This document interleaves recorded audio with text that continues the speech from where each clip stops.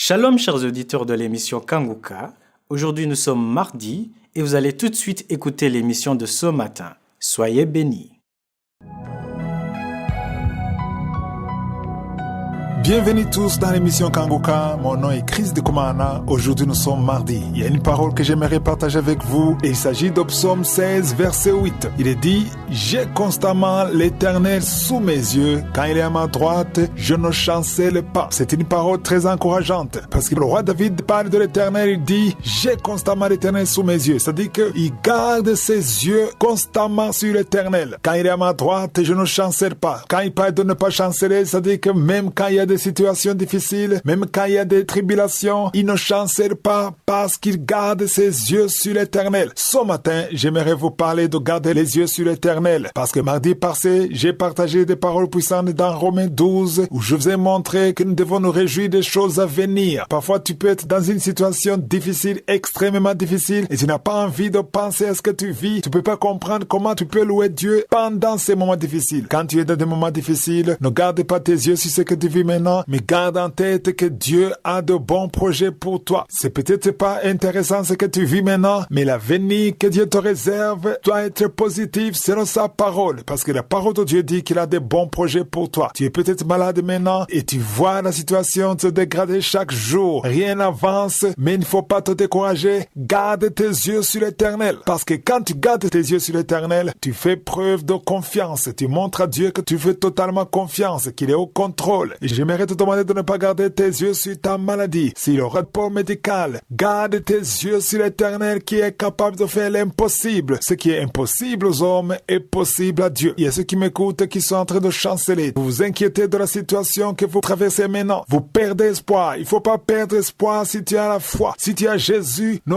perds pas espoir. J'aimerais t'encourager chaque fois que tu es dans des situations difficiles. Garde tes yeux sur Jésus et surtout détache tes yeux de la situation que tu traverses. Rappelez-vous de Pierre. Comment est-ce que Pierre a pu marcher sur l'eau? Il a marché sur l'eau parce qu'il a gardé ses yeux sur Jésus. L'histoire de Pierre se trouve dans Matthieu chapitre 14. Si vous lisez au verset 29, Jésus a appelé Pierre. Quand il a appelé Pierre, parce que Pierre voulait être sûr que c'est Jésus qui l'appelle, il a demandé à Jésus de l'appeler. Au verset 29, Jésus a dit, viens. Et Pierre sortit de la barque et il marcha sur les eaux pour aller vers Jésus. C'est ce qui est écrit au verset 29. Pierre a marché sur les eaux. Comment est-ce qu'il a marché sur les eaux? Parce que Jésus l'a appelé. En fait, il a marché sur la parole de Jésus. Mais au verset 30, il est dit que voyant que le vent était fort, il eut peur. Et comme il commençait à s'enfoncer, il s'écria, Seigneur, sauve-moi. Ici, je me pose une question. Comment est-ce que Pierre a pu marcher sur l'eau malgré que c'est impossible? C'est impossible de marcher sur l'eau. Mais la parole de Dieu dit qu'il a marché sur l'eau parce que Jésus l'a appelé. En fait, Pierre a marché sur l'eau parce qu'il a gardé ses yeux sur Jésus. Aussi longtemps qu'il gardait ses yeux sur Jésus, il marchait sur l'eau. Mais quand il a détaché ses yeux de Jésus et qu'il a commencé à fixer ses yeux sur le vent qui était fort, il a eu peur. Ça ne veut pas dire que le vent a été fort pendant qu'il marchait, mais le vent était fort même avant qu'il marche. Parce que si vous lisez dans Matthieu 14, verset 24, on nous montre clairement que le vent était fort même avant que Pierre sorte du bateau. Avant qu'il sorte, et c'était fort parce qu'il est dit, la barque, déjà au milieu de la mer, était battue par les flots car le vent était contraire. Ici, on voit bien que le vent était contraire avant que Pierre sorte de la barque. Donc le vent était déjà fort. Mais malgré que le vent était fort, il a marché. Comment est-ce qu'il a pu marcher? Il a gardé ses yeux sur Jésus. Toi qui m'écoutes, ne garde pas tes yeux sur tes problèmes, sur les informations que tu as. Garde tes yeux sur Jésus. Comment est-ce qu'on reconnaît quelqu'un qui garde ses yeux fixés sur Jésus? C'est quelqu'un qui continue à prier malgré les problèmes, malgré les mauvaises nouvelles, malgré la situation qui est négative. Si malgré les mauvaises nouvelles, malgré l'évidence que les choses ne marchent pas, tu persévères dans la prière, ça veut dire que tu gardes tes yeux sur Jésus. Si tu ne gardes pas tes yeux sur Jésus, tu ne peux pas continuer à prier. Tu ne peux pas continuer à louer Dieu. Tu vas te lamenter. Tu vas abandonner. Tu vas tout abandonner. Mais si tu gardes tes yeux sur Jésus, tu vas persévérer. Chaque fois que tu te lamentes, ça signifie que tu as fixé tes yeux sur tes problèmes. Mais j'aimerais te demander ce matin de détacher tes yeux de tes problèmes et de les fixer sur Jésus. Quand Pierre a marché sur l'eau, il n'avait pas de souci parce que ses yeux étaient sur Jésus. Mais quand il a détaché ses yeux de Jésus et quand il a commencé à fixer ses yeux sur le vent qui était fort, c'est à ce moment qu'il a commencé à s'enfoncer. Donc pour garder tes yeux sur Jésus, il faut que tu changes de langage. Il faut que tu changes d'attitude et qu'au lieu de te lamenter, tu proclames la puissance de Dieu parce que tout est possible à celui qui croit.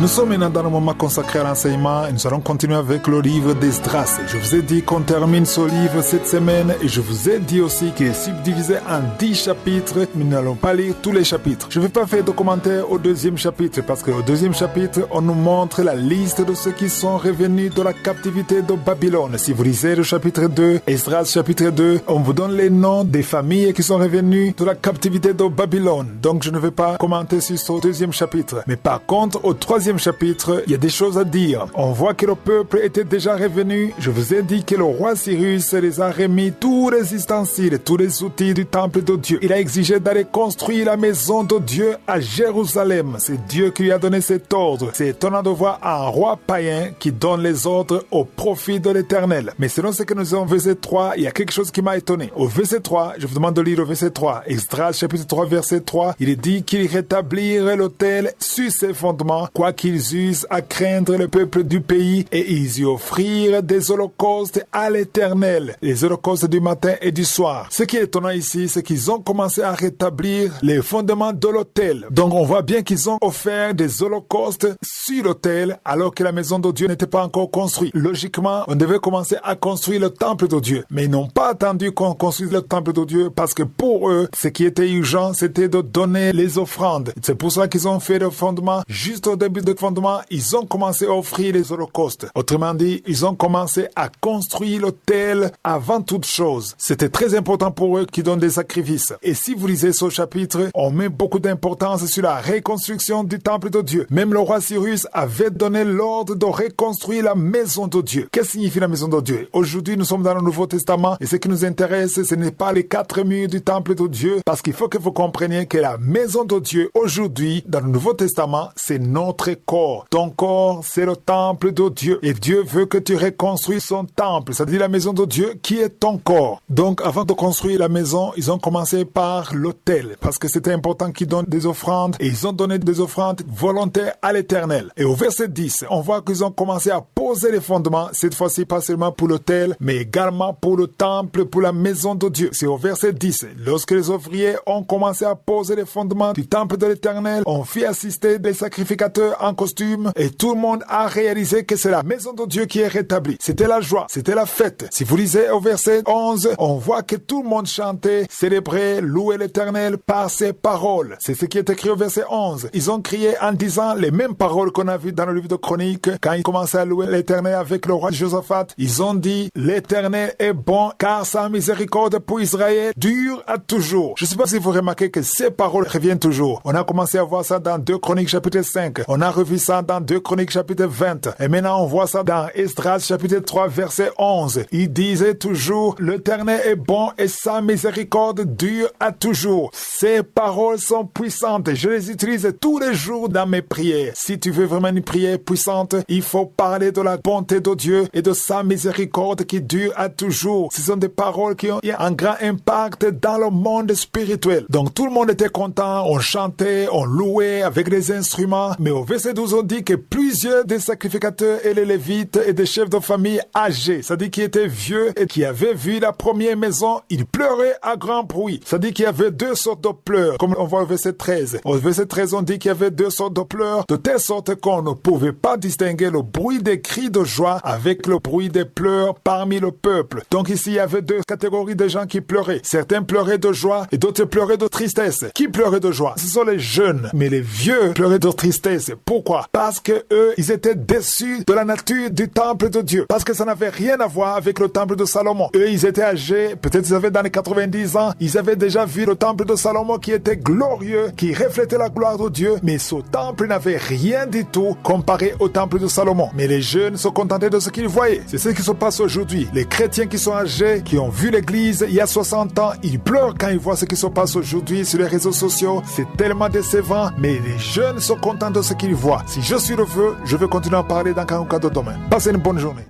J'espère que vous avez été édifiés. N'oubliez pas de cliquer sur la cloche afin d'être averti chaque fois qu'une nouvelle vidéo est postée. Soyez abondamment bénis.